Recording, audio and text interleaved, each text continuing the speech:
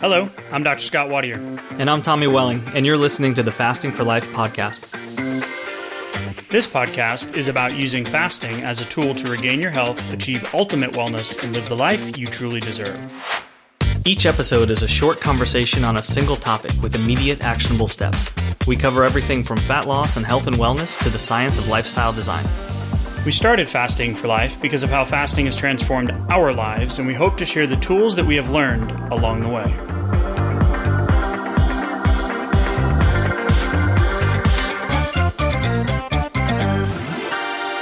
Hey everyone, welcome to the Fasting for Life podcast. My name is Dr. Scott Wadier, and I'm here as always with my good friend and colleague, Tommy Welling.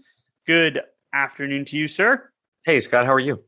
Doing fantastic, my friend. Today's going to be a fun conversation around some myths and fads of fasting. And I'm going to put a little inflection of a question mark on the end there intentionally. We're going to break down a couple of the things that we hear and see out there and why there is some confusion when it comes to fasting. And in our goals of doing this podcast and getting the message out of how important and powerful fasting has been in our lives, I want to make sure that we give as we always do, some direct action steps. And we're going to talk through some things we've mentioned in the past in a different way, in a different angle, but really just hit a couple of the two biggest things that we hear, or a few of the biggest things that we hear in terms of fasting that could initially be taken as a negative. So I think it's going to be a fun conversation. And if you're new to the podcast, then go ahead and go back, start from the beginning, listen to episode 1, Tommy and I, it's story and how we ended up here and how we ended up on this podcast and starting the challenges and coaching and programs and courses and all the stuff that we've done over the almost coming up on 2 years now. Learn a little bit more about who we are. And Tommy, let's dive in to today's conversation about fasting, air quotes, fads. Yeah, I hear that term a lot, and we've seen posts about it. Could fasting just be a fad? The first thing that comes to mind is just fasting is as old as eating. So I no feel way. like, yeah, I feel like it's kind of a non-starter. It's kind of a it's a contradiction in terms right there, because we can't be fasting unless we're eating, and there's not a lot of hold on points. There's not a lot of strength in that kind of statement there. Yeah. So if we go all the way back to the days of Hippocrates, right? The father of modern medicine. Don't know if he'd appreciate that label. Maybe 100 years ago, it might be a little better than it is today. Sure. But he would prescribe and recommend, fasting for a handful of different types of illnesses and things back in that time. So fasting, like you said, I love that point. It's been around since food, right? Since eating, fasting and feasting. Right. The other reference that we make mention a lot of, and you can find the PDF, is The Fasting Cure by Upton Sinclair. It's a group of case studies and anecdotes. And he was a reporter, and people would mail him letters back in the day when people wrote letters across the country. And he just kind of put them all into this book. And it's incredible because it's done in 1911. And some of the stories and the accounts of how fasting was impacting people even back then was just so incredible. So now we're here in the age of information, and Dr. Google and the Encyclopedia Britannica that used to have to go to the library and check out, the L volume, right? I even forgot the word, the L volume, to go learn about. It's like a 4-inch thick, Yeah, if you're doing a report on lizards, you had to go literally pull it off the shelf and find the number, right? And the Dewey Decimal System, if I recall properly. Man, I'm dating myself here. But you would then, read a few pages of what was published on that. Now we have more information out there than ever. So we've gone from Hippocrates to the fasting cure in 1911 to now where fasting has become much more mainstream. But there is this belief out there that it is more of a fad type diet. and not a lifestyle change. And that is the complete opposite of our experience and or what we hear from the thousands of people that we've talked to or taken through these challenges. Yeah, it's 180 degrees different from that. I've been through all of the, the fad diets and all that kind of stuff like that. That's what I did first. And, stumbling upon fasting and finally getting those mental barriers for myself, just some of these limiting beliefs and some of these like, oh, well, fasting must be the same thing as calorie counting, right? Like a calorie is a calorie. So why do I need fasting? I don't need to restrict the time if I'm like micromanaging my calories. The problem must be somewhere else. That was my story before fasting. Yeah, and it's interesting in being in the health and wellness and having a nutrition concentration in my undergrad, and at one time I worked at GNC. When I was in grad school, like always wanting to be in the gym, working out, different incantations and different periods of focus throughout the years. I've always had this desire to know more and understand more. And I've always loved the field of nutrition, except when I got to grad school and we talked for 4 or 6 weeks on just the definition of fiber and how it differed in Canada versus the US and versus this state and versus this dietitian board and then I was like, I don't know if I like this anymore. My point of bringing that up is, there's a lot of layers and nuance to what fasting is. And I don't like when it is labeled as, a fad type diet, because people will say intermittent fasting is not a magic pill, or it's not a sustainable lifestyle change because it can lead to the diet cycle. Well, you and I are very real about the fact that fasting in the beginning is not easy, but it is simple. Right. Yeah. Very simple, but very not easy sometimes. Yeah. Right. So that one we can dispel pretty easily. But the one about the one I really wanted to focus on, and this was from an article that was written, and the number 2 is it is not a sustainable lifestyle change and can lead to the diet cycle. So they define the diet cycle as, and we talk a lot about this too, start the diet, restrict the foods you love, deprive yourself of any joy in life, and increasing your water intake to your will to live. You get cravings because you're craving the foods that you've deprived and restricted. Then you give in, and then you feel guilty and shame, and then you start the diet over again on Monday. And that is not the fasting for life cycle, right? Right. You missed a step though. When you have that guilt and shame, add more food to it, because that helps make you feel a little bit better in the moment, right? Okay. And then the problem's a little bit worse. And then repeat cycle on Monday, a little bit worse off than where you were last Monday. At least that was my personal cycle.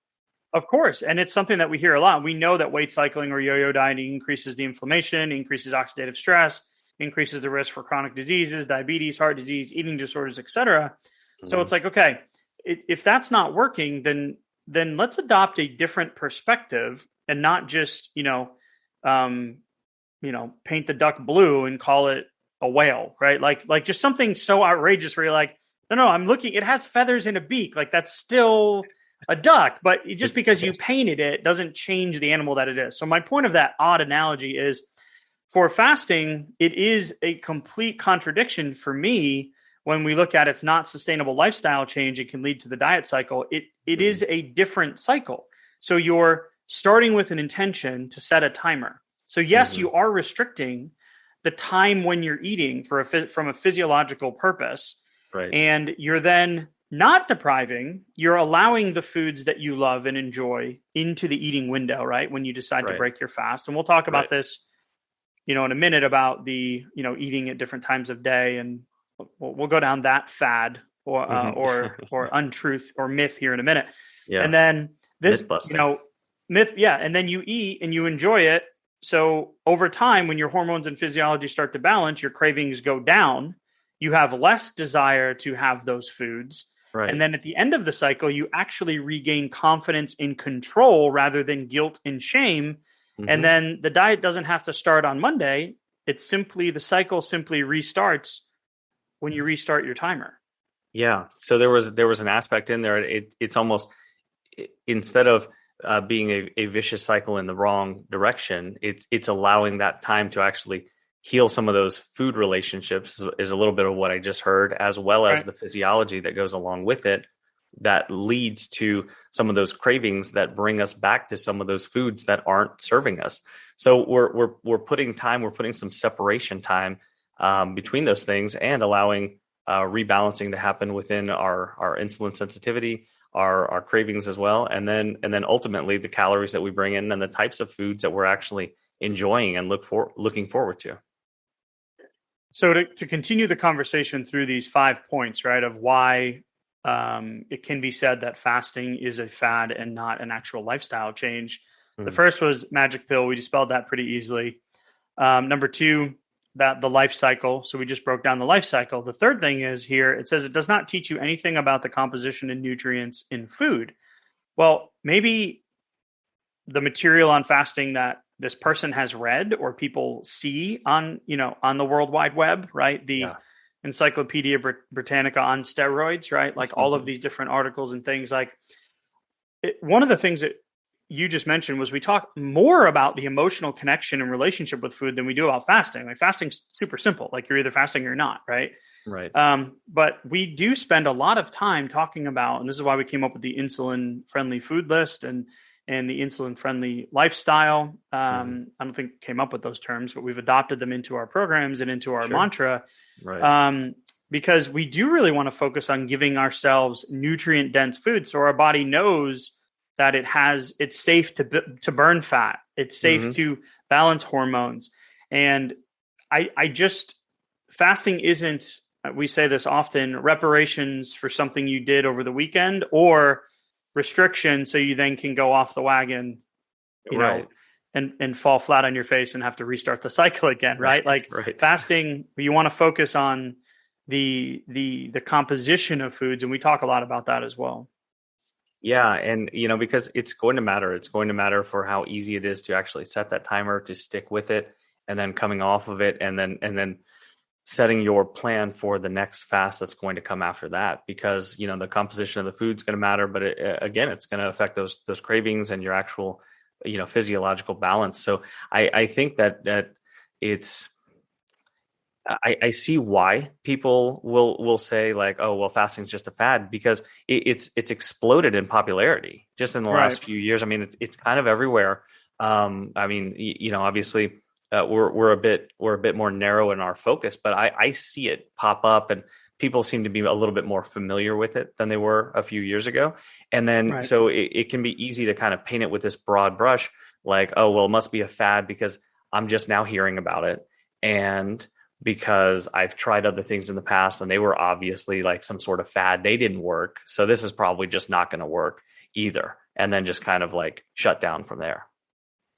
Yeah. And it's interesting because as I continue to read through this, the last 2, just to round it out here, where it causes you to ignore your body's natural hunger cues, which is actually the opposite of what happens. A lot of our hunger cues are not actual hunger, and we break this down in detail. We've done episodes on the cephalic phase of hunger and dehydration and stress and sleep, and how those all can mess with your leptin and your ghrelin levels, which tell your body if you're hungry or if you're full. And then the fat cells themselves can increase the leptin resistance, so your brain's not hearing the messages. So fasting actually helps to balance those things out. And one of the things under this one is like, well, yeah, if you skip breakfast, then there's studies that show you have a higher, increase in obesity and diabetes risk. Well, if your hunger cues are actually working properly, waking up in the morning not hungry is not necessarily a bad thing, especially if you're at that maintenance weight. So in the weight loss process, I just don't like that as like kind of the cop out. Like, don't skip breakfast. You're going to eat all your food later, which leads into number 5, which is an unhealthy relationship of food.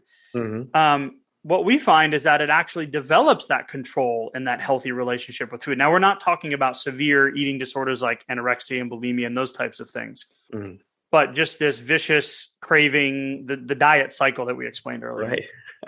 Yeah, like it's okay to wake up not hungry for breakfast. It's okay to not have that breakfast, right? Like that's the easiest way. That's the natural way to fast, right? Is we go from, at least from dinner to breakfast. But just extending that by a few hours by not having breakfast, is a good easy way to kind of extend that fast. But when we talk about meal timing, there's some other interesting aspects of that too, which is that when we start looking at the data and you say, okay, well, does meal timing matter? And that's where one of these kind of fad comments came from. It said, right, it's not about the time of the meal. It doesn't matter if you eat late at night. It's about the calories. And so that's kind of going back to the calorie is a calorie is a calorie, but it's not just that simple for the human body. Yeah, especially if you add in resistances like the pre-diabetes category. You've got a little extra weight around the midsection. You've got some, couple decades of yo-yo weight cycling, yo-yo dieting type stuff. So yeah, just for clarity, eating, this was the thing that spawned this conversation. Eating late at night doesn't cause weight gain. Calorie surplus does. And my response is both. Yes and no. Maybe? Question mark. There's some other factors that I want to unpack here, Tommy, and that's why I really love how these two go together, because it's like, all right, here's the breaking down of some of the actionable stuff, but let's put a little science in here too. And I'll tell a personal story as well, but we've done an entire episode on time restricted feeding or early time restricted feeding, meaning comparing the meals, eating the same meals or the same amount of calories throughout a certain time window. And the results are pretty staggering. Yeah, they are, because when we start looking at what's actually happening physiologically speaking, you can look at these different trials, and they had dozens of people, and all the way from healthy young individuals getting into pre-diabetic range all the way into diabetes. But what we find is that the results are the same, in that if you eat the same meals, the same number of calories at different points of the day, the body responds differently to those. And if you're at a healthy weight, it might not matter to the scale. You might not see what's happening in the scale, but even over just a matter of a few weeks, you will see differences in blood work by doing that. You can see changes in your glucose response and in how high your blood sugar gets and how high your insulin levels get after a meal by eating later in the day. And if we're already overweight and you're looking to drop some of that extra weight, that's going to make the process very, very difficult. Like you're really swimming upstream. And that can be the reason why you're counting all your calories and doing everything right, but you just can't seem to, hit that 1.5 pounds per week that you kind of calculated out. That was where I was a few years ago. Yeah. And it's interesting because now there's research on some of this stuff, and I like the framework of, okay, what makes sense? Is it logical? Okay, now let's go try it, right? So there were 4 pilot studies that were done on time restricted feeding, right? And we've talked about this specific article in the past, but not in this light of, if I eat late at night, does it cause weight gain? The calorie in, calorie out model will say no, but adding in some of the hormone components, like you just alluded to, it does indeed happen. And the 4 trials were done in different eating windows between 4 and 10 hours. And it's really, the nuance here for me is people want to lose weight because they know they should, right? Most people realize that carrying extra weight around is not a good thing. Your doctor tells you, society tells us, good or bad, social media, etc. Like, we know that there are health effects to carrying extra weight. And that's really what motivated you and I to start fasting, is that, we knew that the path we were on and where we were trending wasn't going to get us to where we needed to be. It was going to, put us on the path of, my family, my previous generations, my grandparents, my dad, they're all on that same path, right? Trending in that direction. So the point here is not necessarily about the weight, but it's more about the health metrics like insulin levels, insulin resistance, cholesterol levels, inflammatory markers, which all lead to blood pressure issues, heart disease, diabetes, which we know shortens your lifespan. So these 4 trials looked at middle of the day and evening, and it was cool. This was in the introduction of the article in Cell Metabolism, where it said restricting intake to the middle of the day reduced body weight or body fat fasting glucose and insulin levels, insulin resistance, hyperlipidemia, and inflammation. So it reduced all of those things. If you compared that to the time restricted eating in the late afternoon or evening, that produced mostly no results or worsened postprandial, meaning post-meal, post-ingestion of food, glucose levels, beta cell responsiveness, which is the insulin-producing cells in the pancreas, blood pressure, and lipid levels. So right there in the introduction of this article, they mentioned four other pilot studies that showed eating midday, so MTRF, midday time restricted feeding, compared to late time restricted feeding, showed better benefits. And then on top of that, the article talks about moving that window earlier in the day, and the benefits even exceeded that. Well, yeah, and that makes sense, because if we think of our sleep cycle as our body's need to regenerate cells and rejuvenate energy sources that we've been depleting all throughout the day, then our physiological machinery is not as efficient later on in the day. It's not equipped to process the same volume of food or make the same sort of repairs. And we can't do all the same digestive processes while we sleep. The body's focused on different things, so we need to give it enough time to do these things. And like intuitively, I can think back to having a heavier meal later on at night versus lunch or breakfast, and just the feeling that you have, like you can tell you haven't had enough time to kind of process through that, and the scale will reflect the same way. The cravings, sleep, and then cravings, and then your physiological responses the very next day are going to be worse off too from that later eating time. So all of these data corroborate like personal experience for sure for me. Yeah, I want to share a couple of those too, because there's a study here from one of the CGM companies out there that showed this gentleman that had some pretty crazy blood sugar results changes, right? And the whole point of mentioning insulin and blood sugar is that insulin is the molecule, is the hormone that allows your body to burn fat, right? So if insulin is high, you're not going to be in a fat burning state. Yes, you might wake up the next day and the scale goes down a little, but that's probably water retention or whether or not you've used the restroom that day or how many times you have, right? So, and then that whole, carbohydrate, keeping the water retention and how heavy water is. And so you'll still see the changes, but you're not really burning that fat, which is what we want to see. And the cool thing about that article, it goes on after it compared the middle of the day and then the later in the day. When they actually showed the early time restricted feeding and they moved those meals actually even earlier in the day, it showed some aspects, direct improvements of cardiometabolic health, but it also was done in a group of men with prediabetes, which shows that the early time restricted feeding is an effective strategy for treating those types of conditions like prediabetes and prehypertension. So we're talking about like real life health effects by just moving. So in certain situations, a calorie is a calorie. In certain situations, it's not. They're both, yes, of course, a calorie is, how do I say this? A calorie is always going to be a calorie. Right. But we've got multiple checkpoints here saying, okay, like you said, you're struggling, you're doing everything right, you're counting, and you just can't seem to get the momentum going. Just simply moving that mealtime earlier in the day, like this gentleman who did the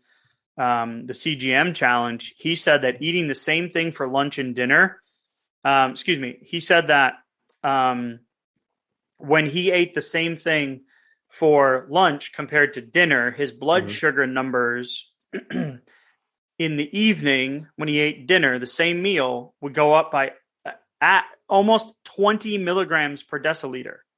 So a 20 milligram spike in his blood sugar from eating the same meal at lunch and dinner. And that's the same thing that happened to me when I did some testing when I was a guinea pig for a couple of weeks. And when I had breakfast versus dinner, I tested my blood sugar and my ketone levels. And when the blood sugar numbers came back, like I couldn't even believe it. It was crazy that the response in the evening, I was seeing 40 and 50 milligram spikes. So if I was, I don't remember the numbers off the top of my head. If I was 100 in the morning after the meal, I was a 150 after dinner. Yeah, that's huge. because that's where your A1C is coming from. So that means all the while A1C is ticking up, a marker for, pre-diabetes, blood sugar issues, and your insulin response is going to have to be higher to try to combat that too. So all the while telling your body, let's lock in some more fat. We can't tap into more of that long-term fat because insulin levels are having to go so high. And you had a level of data on that most people don't. So like that's what's happening under the hood. And if all we're seeing is the number on the scale, it's really not telling us, what's going on. Yeah, there's one more quote I want to read as we wrap up today's episode. And this is from a WebMD article. But the article was actually written from a brain surgeon, a neuroscientist. And I love how they put in a father of 3 teenage boys. And his thing was he loves fasting because of the mental clarity that it gives him. And he goes through different fastings and, what he does and a little bit of the science and whatnot. And then he talks about the real benefits and real risks. And under the real risks category, there's a quote here from the department chair of the Department of Nutrition and Dietetics at Idaho State University. And it says, the most looming question is if this pattern of eating might have long-term detrimental health effects. And she says, when it comes to disease treatment overall, there's been very little research done in humans.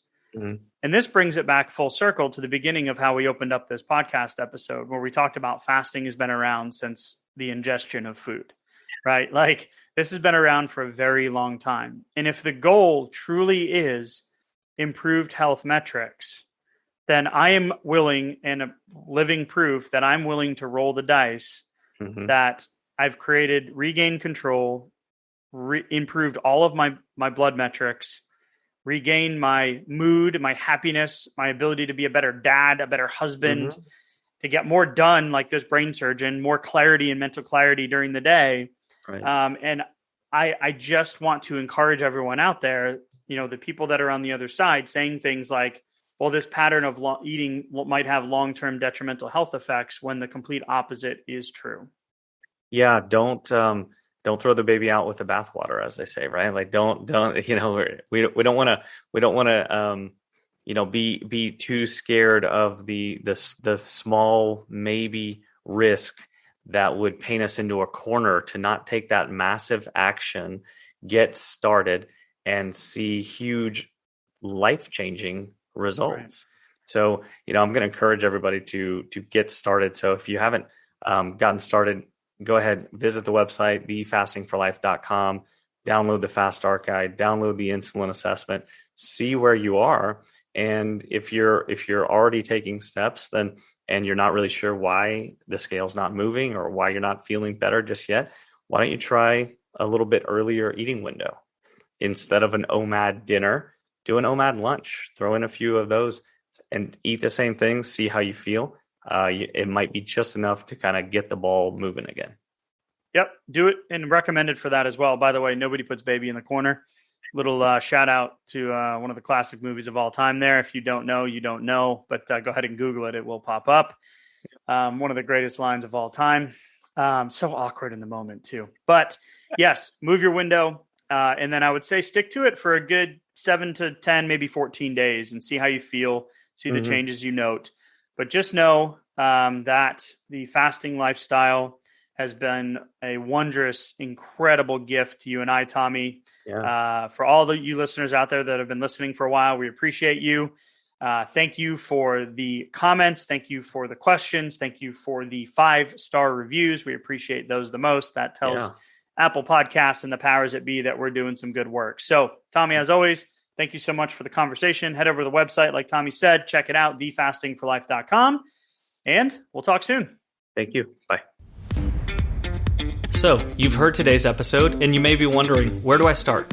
Head on over to thefastingforlife.com and sign up for our newsletter, where you'll receive fasting tips and strategies to maximize results and fit fasting into your day-to-day life. While you're there, download your free Fast Start Guide to get started today. Don't forget to subscribe on iTunes, Spotify, or wherever you get your podcasts. Make sure to leave us a 5-star review, and we'll be back next week with another episode of Fasting for Life.